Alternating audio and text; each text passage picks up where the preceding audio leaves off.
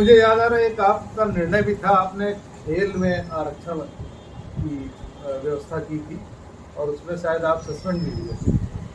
देखिए, मैं जहाँ जहाँ रहा हूँ, जो मैं बात कर रहा हूँ कि 85% लोगों की भागीदारी होनी चाहिए। उनको इस देश के नौकरी में, इस देश की जमीन जायदाद में, इस देश के संपत्ति में उनका होना चाहिए। मैंने, आपने सही सवाल पूछा, मेरे को मायावती नाराज हुई। मायावती ने खुद दस्तखत किया था। मैं जब गया तो देखिए कितने थे ऊंची जात के लोग, सवर्ण जात के जो जातिवादी व्यवस्था के लोग हैं। यानी हमारे पहले पुराने साथी थे, वो कह रहे थे कि साहब हमने भी कोशिश की थी लेकिन होने नहीं दिया। मुझे मौका मिला तो मैंने कहा कि भाई जब आईएएस में, आईपीएस में डॉक्टर, इंजीनियर आदिवासी हो सकता है, अनुसूचित जात का हो सकता है, पिछड़ी जात का हो सकता है, तो कबड्डी खेलने में कौन सी बड़ी काबिलियत की जरूरत है। तो मैंने कहा कि मैंने आदेश अपने सेक्रेटरी का बनाओ तो करूं, और जो प्रक्रिया होती है मैंने मुख्यमंत्री को भेजा। मुख्यमंत्री और खेल मंत्री मायावती जी थे, उन्होंने दस्तखत भी कर दिया। फिर ये बीजेपी के साथ, और एक जब बात कर रहे हैं, बीजेपी के साथ उनकी गठबंधन की सरकार थी। बीजेपी वालों ने यहाँ तक मूर्खता की पराकाष्ठा देखिए, इसी तरह के झूठ फरेब फैलाते रहते बीजेपी आरएसएस पर। कहते हैं कि अरे साहब वो तो एक ऐसा अफसर आया जो ओलंपिक में आरक्षण कर दिया। हम यूपी के सारे आईएएस अफसर खेल के रहा यूपी में, हम पूरे ओलंपिक में कैसे आरक्षण कर सकते। मायावती को समझाने की हमने कोशिश की कि देखिए गरीब आदमी बेचारा, बहुत जातियों के हैं, जाट है, यादव हैं, वो अपना पहलवानी करते हैं। जाट लड़कियों को आपने देखा किस तरह से उनके साथ उनकी इज्जत लूटी गई। और ये कितने बेशरम लोग हैं, बेटी बचाओ बेटी पढ़ाओ का नारा देते हैं और बेटी की इज्जत लूटते हैं, बेटी के साथ बलात्कार करते हैं। बहन बेटियों को इस तरह से नंगे घुमाया जाता है, जैसे आपने मणिपुर में देखा। ये चारों तरफ ये कर रहे हैं। अरे ये क्या करेंगे, ये तो पूरी देश में हिंदुत्व कुछ नहीं है, ये अनार्की का एक चैप्टर लिखने जा रहे हैं, अराजकता होगी। और इस देश में अगर मोदी की सरकार बीजेपी आरएसएस की आई तो पूरा इस देश में गृह युद्ध शुरू हो जाए। आप ये मानते हैं कि जो खेल में बता रहा, खेल में तो मायावती ने कहा, मायावती को हमने समझाने की कोशिश की। मायावती ने बीजेपी के कारण, बीजेपी के मिल करके मुझको सस्पेंड कर दिया। यानी जो मुख्यमंत्री बहुजन के नाम पर सत्ता में आता, ऐसे बहुत आप आईएएस आईपीएस और नेता पाएंगे जो आते हैं तो आरक्षण के नाम पर, और जाकर के वहाँ उन्हीं के गरीब लोगों के खिलाफ करते हैं, अनुसूचित जात के खिलाफ, अनुसूचित जनजात के खिलाफ, पिछड़े लोगों के, महिलाओं के हितों के खिलाफ करते हैं। ऐसे बहुत सारे लोग पाए। मायावती ने मुझको सस्पेंड कर दिया। आज आपको लगता है कि आपने जो किया था वो सही किया था? वो सही था ही, फिर मैं बहाल हुआ था। हाँ।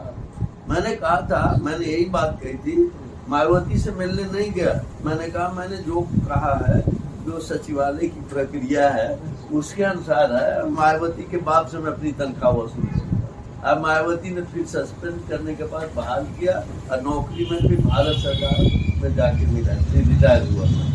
तो और आपको एक और खबर दे दूं, मायावती ने जितनी जमीन उत्तर प्रदेश में बांटी थी, मैं केवल गोरखपुर और बस्ती तक मंडल था, 2/3 पहाड़ को लेते हो, 2/3 हमने जमीन बांटी। गरीब लोगों क्या जरूरत था, भीख भिखारी जो मोदी जी बना, जमीन बांट दो, उनको नौकरी दो। नौकरी तो खत्म कर दिया, उन्होंने कहा 2 करोड़ नौकरी देंगे। ये कहा था कि नहीं कहा?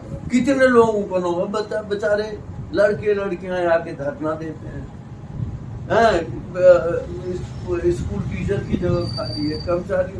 मैं जितने विभाग में रहा हूँ, जब लोग आते हैं तो कहते हैं कि साहब अब आउटसोर्सिंग, अब भर्ती नहीं हो रही है, सारे डिपार्टमेंट को बंद कर दिया। आप जानते हैं, हम लोगों के पुरखों ने आजादी के बाद यूपी में हम लोग जब आईएएस में आए तो सीमेंट का कारखाना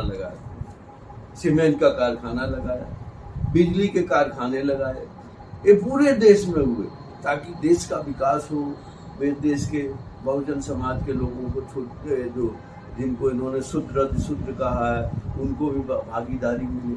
लेकिन ये सारे बंद कर, अरे आप काबिल है तो यूपी सीमेंट कारपोरेशन को प्राइवेट में क्यों दे रहे हैं? आप इतने काबिल हैं तो रेल चलाने के लिए अडानी को क्यों दे रहे हैं? आप इतने काबिल थे तो पोर्ट सारा जो समुद्री पोर्ट है सब दे रखा, एयरपोर्ट दे रखा। तो ये देश के लोगों को ठगने का, धोखा देने का, ये क्या कहते हैं आम भाषा में आंख में धूल झोंकने का काम कर रहे हैं। मैं समझता हूँ कि ये देश हित में, तो ये इस तरह से थी। और आपने कहा मायावती को, बीजेपी को उत्तर प्रदेश में ले आने का मायावती को श्रेय जाता। इसने मायावती ने केवल अपने कुर्सी की लालच में प्रधान मुख्यमंत्री बनने की, नहीं तो आपको मालूम है बीजेपी 2 एमपी की पार्टी होती थी 1982 और 84 में, यानी यहाँ बीजेपी को कोई वोट नहीं देता था। लेकिन अपने मुख्यमंत्री बनने के कारण मायावती ने बीजेपी के साथ, आरएसएस के साथ समझौता किया और पूरे देश में जो ये दलित विरोधी है, आदिवासी विरोधी है, ये बीजेपी महिला विरोधी है, आज सत्ता में 10 साल से एक झूठ फरोख करके मायावती बीजेपी की बी टीम है।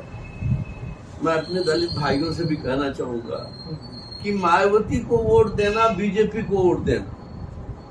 बीजेपी से पैसा, बीजेपी इसको पैसा दे रही है, इसने अरबों खरबों रुपया मायावती ने रुपया बनाया है उसको बचाने के लिए, और जेल जाने के डर से ये बीजेपी को सपोर्ट कर रही है। और इस तरह से कर रही है कि इंडिया के जहाँ कैंडिडेट हैं तो उनको ध्यान में रख के कर रही है कि इंडिया का वोट काटे। अच्छा, जो कैंडिडेट उतार रहे हैं, हाँ कैंडिडेट उतार रही है। अच्छा। बीजेपी पैसा दे रही है और कह रही कि यहाँ से इसको उतारो, यहाँ से उसको उठाओ ताकि इंडिया का वोट कटे। तो बीजेपी की ये सब बी टीमें हैं, इनको भी बसपा को वोट देना, बीजेपी को वोट देना है। इसलिए मैं अपने दलित भाइयों को भी सावधान करता हूँ कि भूल से भी मत करना। जब हम वो मनुवादी व्यवस्था की बात करते हैं तो सिहरन होने लगती है कि महिलाओं की क्या जरूरत हुई, शूद्रों की क्या हुई, अर्धशूद्रों की क्या हुई, जानवर से भी भीतर जला देते हैं। तो मैं अपने भाई बहनों को बताना चाहता हूँ कि भूल से भी बीजेपी को, बल्कि एक्टिवली हम लोगों को लगकर इस चुनाव में बीजेपी और उसके सहयोगी दल, जो भी सहयोगी दल, उनको हराना चाहिए। अगर हमें संविधान बनाना है, लोकतंत्र बचाना है, और हमें जिसके लिए जो हजारों लोगों ने अपने जान की कुर्बानियां दी, जिस देश के लिए एक लोकतांत्रिक सेकुलर, हमारे संविधान में कहा सेकुलर होगा, अब आप धर्म का ले रहे हैं। अब किस तरह से देखिए, नोटिस देना चाहिए था प्रधानमंत्री को, प्रधानमंत्री हो या जो कोई हो, संविधान का उल्लंघन करता है उसके खिलाफ। प्रधानमंत्री धर्म के नाम पर वोट मांग रहा है, जात के नाम पर वोट मांग, इलेक्शन कभी अभी चुप बैठा, तो इनसे क्या अपेक्षा कर सकते?